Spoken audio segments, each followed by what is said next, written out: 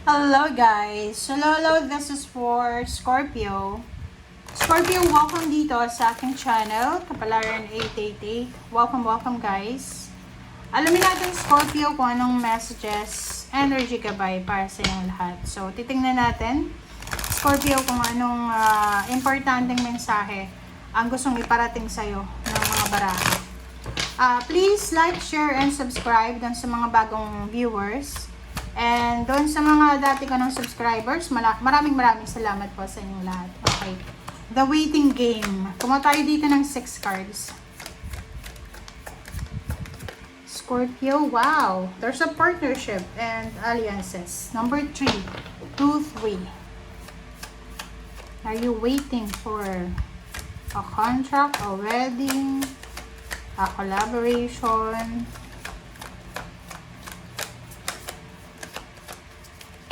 Okay.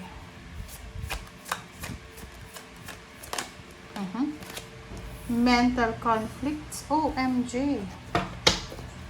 Wow. Alam mo, sa baraha mo, nakikita na natin yung issue mo sa buhay na kailangan mong i-deal. Disruption.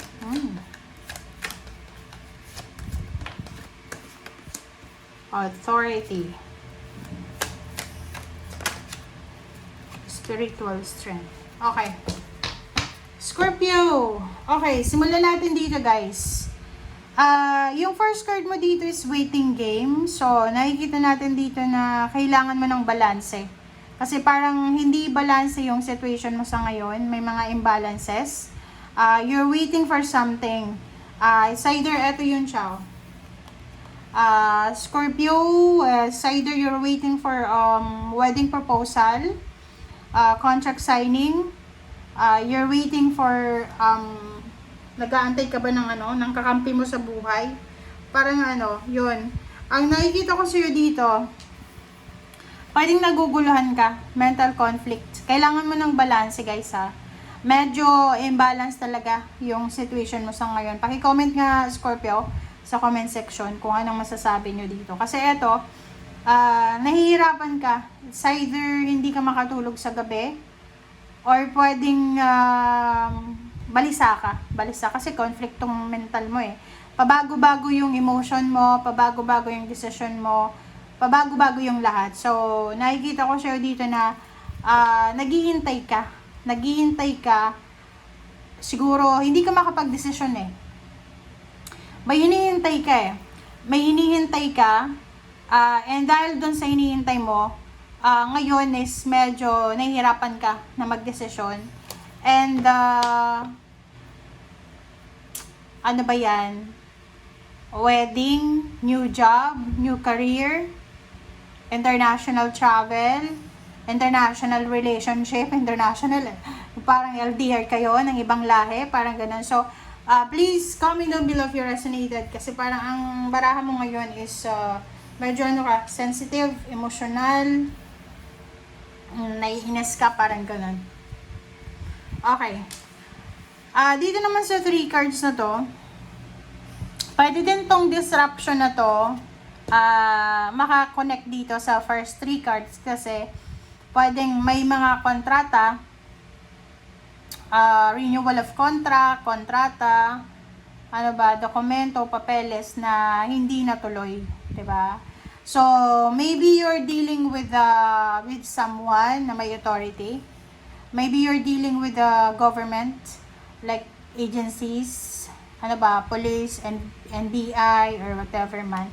So, nakikita ko sir dito, ang pinaka-visible dito, Scorpio, na is, may mga Scorpio na, yung nasa Pilipinas pa lang, na you are planning to travel for work abroad, maging OFW. Kaso, mayroon disruption eh. Kung ano man tong hinihintay mo ay posibleng hindi yan matuloy, it's because kailangan mong ayusin yung dokumento mo, yung passport mo, mali-mali yung spelling ng birth certificate mo, parang ganon. And sinasabi ng baraha, the spiritual strength, sinasabi dito na kailangan mo daw, Scorpio, na magpakatatag. Kailangan mong maging strong, maging courageous ka, Your spiritual helpers ay parang ano ka, parang kumbaga ini-encourage ka na gawin, ituloy mo kung anong plano mo. Okay? Alright, so let's verify.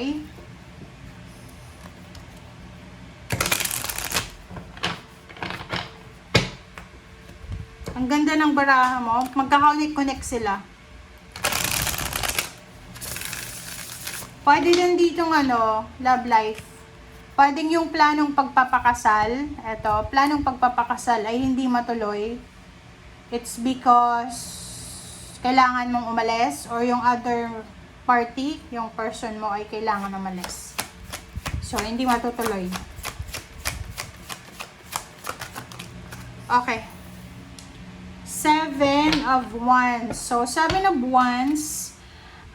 Wow. So, sinasabi ng baraha, ano man daw ito, Scorpio na hinihintay mo, whatever man itong hinihintay mo, kailangan mo daw na maghintay. Kailangan mong magpakatatag, maging strong, maging courageous. Ipaglaban mo daw to na hinihintay mo. Ano man yan, ipaglaban mo daw yan.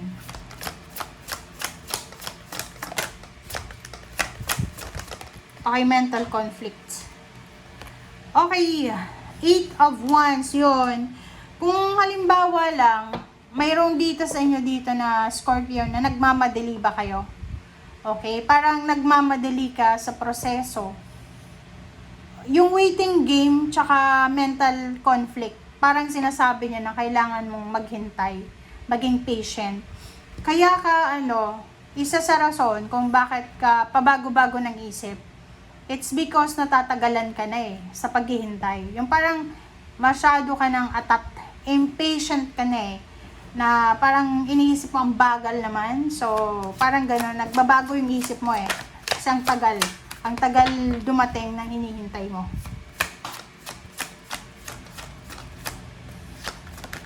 Alright. Partnership, High Priestess, nako. Bago ka makipag-partner, bago ka makipag-kotsaba, make sure na mag-isip ka. Okay? The High Priestess is here. Kapain mo daw yung puso mo, pumikit ka, itanong mo sa sarili mo, ano ba, ang desisyon na to ay makakabuti ba to sa akin 5 years from now? Makakasakit ba to ng mga tao sa paligid ko? Ano ba yung dala nito? So, parang ganun. Sinasabi ng High Priestess dito na maging, maging kalmado ka lang. Okay? Kalmado lang tayo. Huwag tayong magpadalos-dalos. Huwag tayong magmadali. Okay. Disruption. Number 16. 7. Sinasabi ng baraha, yung hinihintay mo kasi 7 din yan Yung hinihintay mo. Diba? Sabi sa'yo dito, okay, may hinihintay ka, Scorpio. If ever na hindi yan dumating, sabi sa'yo dito ng 7 of Cups na may option ka pa rin There's another option. There's several option na pwede mong gawin. Ano ba yan? Mag-comment ka nga sa comment section. Kasi eto, pwedeng nag-aantay ka ng contract signing, papeles, dokumento, approval, confirmation, parang ganun. Kung hindi man yan matuloy, may choice ka pa rin. Mayroon kang pwedeng ibang gawin. Parang ganun. So, wag mong i-close ang sarili mo sa kung ano lang ang gusto mo. Okay? The Sun, authority. So, dito sinasabi ng baraha sa'yo na there's an incoming na maybe 4 months from now. So, bilangin natin. May, June, July, August, September. So, September, possible na may sobrang happiness ka na mararamdaman. It's either September, you will get the authority, the power na minamanifest mo. Maybe 4 months or 4 years from now, wala ka na sa sitwasyon mo ngayon. Sobrang stable ka na, secured ka na sa kung ano man ang meron ka. Okay? So, let's check. Ano pa ba?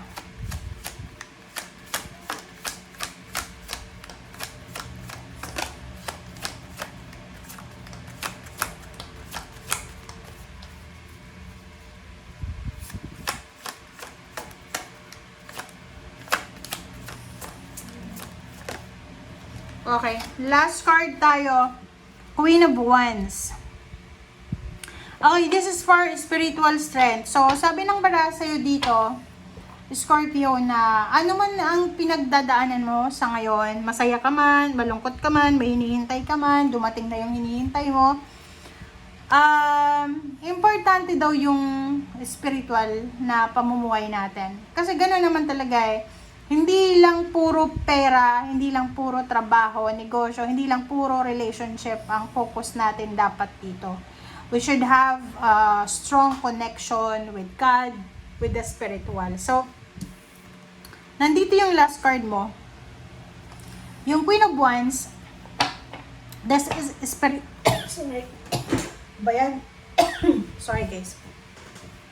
This is spiritual freedom. Wait lang guys, nasa mid ako. There's someone na iniisip ako. Ano ba? Okay. So, dyan sa spiritual wisdom na yan, spiritual strength, sorry. Queen of Wands, sinasabi ng baraha, walang saysay yung kayamanan, walang saysay yung emotional happiness, kung walang walang Diyos, walang spiritual kang connection. Kasi if you have promoted ka, may pera ka, marami kang ari-arian, masaya ka sa love life mo, pero wala kang connection, wala kang relationship with God, with the spiritual, walang saysay yun. Kasi sinasabi ng bara sa'yo dito, na ang pinaka-importante dito sa buong buhay natin is ang ating connection sa Panginoon. Kasi sa Panginoon, if we have a strong bond with God, we will have spiritual freedom. Kasi to be followed na lang yan eh. Pag halimbawa na malakas yung kapit mo sa Panginoon, halimbawa na malakas yung kapit mo sa Kanya, susunod na lang yan. Yung pera na yan, darating na lang yan. Yung love life na yan, darating na lang yan. Basta unahin mo ito na connection mo with God. Kasi common sense yan eh, guys, 'di ba? Kahit anong trabaho mo, walang mangyayari sa'yo kung wala kang connection sa Panginoon. Yung Panginoon, siya yung siya yung source eh. Siya yung source ng lahat. Ng pagmamahal, ng pera, lahat. Ng Panginoon. So, bakit hindi ka na dumirekta sa Kanya? Sa source. Siya yung source eh. 'Di ba? So, if ever na naguguluhan ka, whatever man na confusion nararamdaman mo, idirekta mo na yan sa Panginoon. Huwag ka nang humingi ng tulong dyan sa mga kapitbahay mo, sa kaibigan mo, nasasabihin mo pa yung problema mo sa kanila, nag-away kayo ng asawa mo, ng boyfriend mo, ng parents mo, ng siblings mo, sabihin mo na, ipag-pray mo na yan kahit nasaan ka man, nasa kusina ka, nasa kwarto, pag-pray ka, taimtim na prayer, na you're connected with Him, yun yung importante. Okay? Kasi lahat kayang control ng Panginoon. Kahit yung pakiramdam mo na bilang isang tao ka na uncontrollable mo siya. Ang Panginoon, isang ganun lang niya. Kontrolado niyang lahat. So, bakit hindi mo iti-take advantage na maging parang doon na tayo sa source eh. Parang lang yun eh.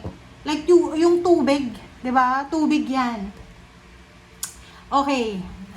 Like for example lang may falls, 'di ba? Ano bang Tagalog ng falls? Okay, and then yung location mo malayo pa sa falls eh. Tapos gusto mong maligo sa ilog. Madumi. Kasi marami na palang naliligo doon sa unahan. So bakit ka magtitiis dyan sa madumi na yan? Na bakit hindi ka pumunta doon sa source? Sa pinaka center ng falls. Doon ka mismo sa yung tubig na bumababa. Malinis pa. May enjoy mo pa yung surroundings. Diba? Ganun lang yun. Okay guys, so thank you for watching. Bye!